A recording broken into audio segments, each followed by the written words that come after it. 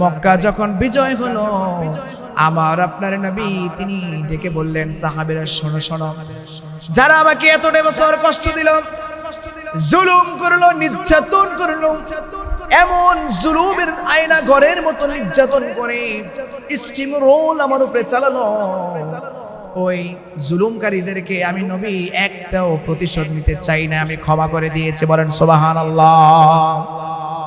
আল্লাহ রাব্বুল আলামিন এই জন্য জালিমদেরকে চারটি কারণে ধ্বংস হয়ে যাবে। এক নাম্বার কারণ, যখন লিমালিহি তাদের মধ্যে সম্পদ বেড়ে যাবে, সম্পদের লোভ ঢুকে যাবে।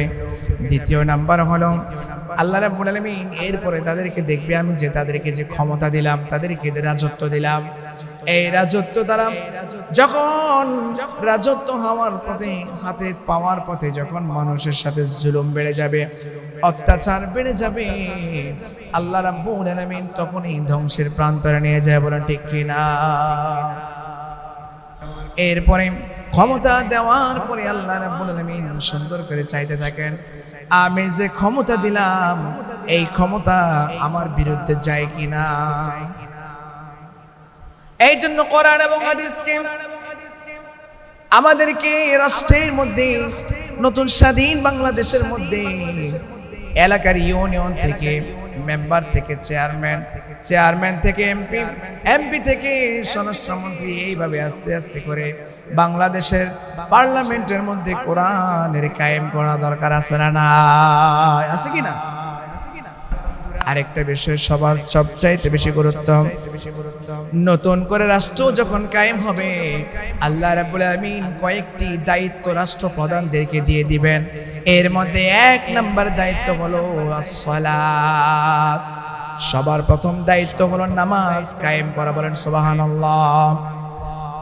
আল্লাহ রাব্বুল আলামিন পবিত্র কোরআনুল কারীমে সুন্দর করে জানায়া দিলেন, আর তিনি বললেন, উতলু মা উহিয়া ইলাইকা মিনাল কিতাবি ওয়া আকিমিস সালাহ ইন্নাস সালাতা তানহা আনিল ফাহশাই ওয়াল মুনকার। বলেন সুবহানাল্লাহ। যে মানুষ নামাজ কায়েম করবে, যে মানুষ নামাজ পড়বে, ইন্নাস সালাতা, ইন্না নিশ্চয়ই, সালাতা তানহা আনিল ফাহশা ওয়াল মুনকার, ফাহিশা মুনকার খারাপ কাজ ওই ব্যক্তি কখনোই করতে পারে না। বলেন ঠিক কিনা? আল্লাহ রাব্বুল আলামিন ধ্বংসের একটি কারণ হলো, মানুষ যখন জুলুম করতে করতে এমন প্রান্তরে চলে যাবে, আর ফেরাউন যেমন মনে করেছিল, আরে আমাকে ক্ষমতা থেকে কে নামাবে, আমি তো রব। বলেন নাউজুবিল্লাহ। আমার দেশের কিছু মানুষ এইভাবে ভেবেছিল 41 সাল পর্যন্ত আমিও ক্ষমতার দায়িত্বে বসে থাকবো। ঠিক কি না?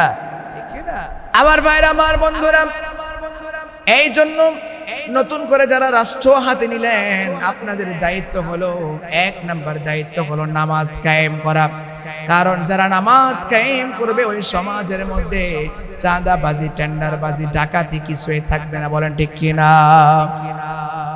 সবাই যদি সবার জায়গা থেকে আমরা দাঁড়িয়ে যাই যে চাঁদাবাজির স্থান রায়পুরে হবে না, কোনো চাঁদাবাজ কখনোই সাহস পাবে না হাত বাড়ানোর। ঠিক কিনা? বলেন।